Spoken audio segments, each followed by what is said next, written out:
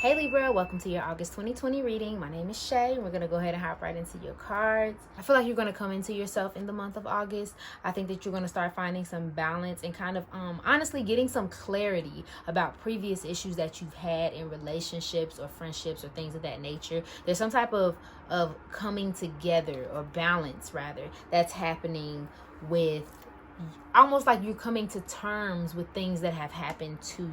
I think that you may have been down for a while, or you may have went through a situation that was like completely devastating to your life, your character, whatever the case may be, and now you're kind of rising from the ashes. Literally is what this card says. You see all the dead birds there. Now again, this doesn't have to be recent, and for some of you, I don't think it is. I think that this is a previous relationship or situation that has affected your life on a consistent basis, and you're just realizing the effect that it has, and now you're trying to kind of change those things. And there's also Yansa here.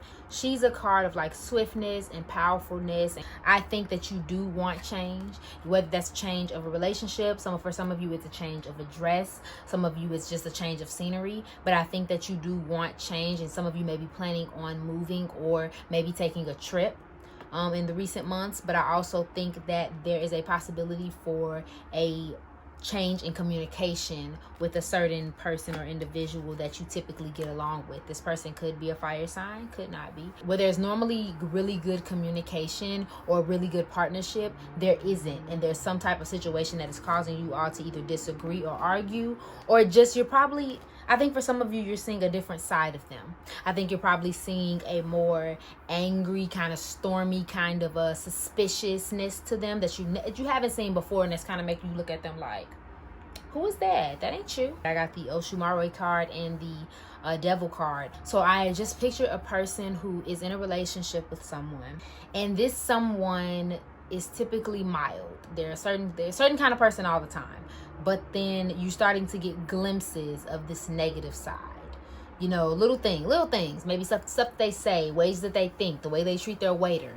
Either this behavior is triggering something from a previous relationship, or this relationship is the trigger, honey. It's the gun. But otherwise, in your cards, I see abundance. I see that if you're worried about a career venture or like something of that nature, don't really worry too much about it, because I think if you plan accurately enough, you can push your plans forward. Again, for those of you who are trying to move, I really don't think you're going to have an issue with that as long as it's planned out.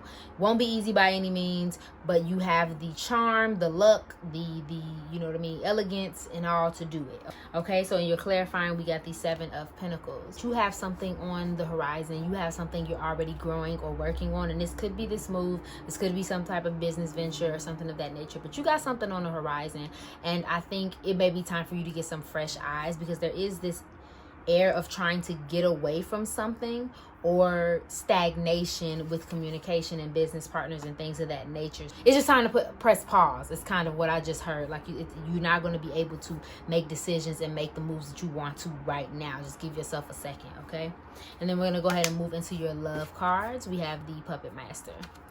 Pulling your strings, narcissist, manipulation and control, assert yourself, addictive relationship. What really popped out to me about this card was addictive relationship, especially with the Devil in reverse. And even with the enslaved prisoner. There's 2 scenarios, and I mean, they're really the obvious ones. But you're either in a relationship with a narcissist who is trying to control your every move, even if it's not necessarily their intention. They're trying to control your every move because that is how they love, and that is what they think love is. Or in the reverse, you are in a relationship where you are trying to put controls and certain, you're trying to make everything be a certain way so that you're comfortable, whatever that means. I think this may be you, Libra, and I think that you need to assert yourself. I think that you need to stand up for yourself and say what it is that you want and what it is that you're going to do, because you have to be careful that this person, whether intentionally or unintentionally, they're manipulating you.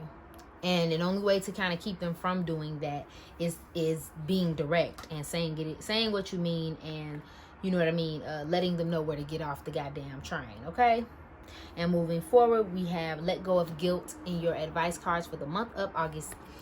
When you allow your light to shine brightly, you inspire others. Forgive yourself for what you think you've done or not done, and just trust that God loves you unconditionally for who you are. Learn and grow from past mistakes instead of berating yourself for them. It could also be that you don't feel like you're doing the best that you can, not even just in your relationships, in your life, and you may be feeling guilty about that.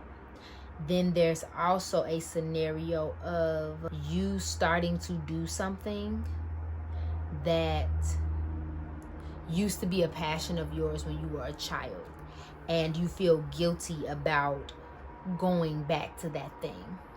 But that is all I'm seeing for you, Libra. Thank you so much for watching. If you resonated with this reading, please go ahead and like, share, comment, subscribe below. I love you, and I hope you're having an amazing day. Bye.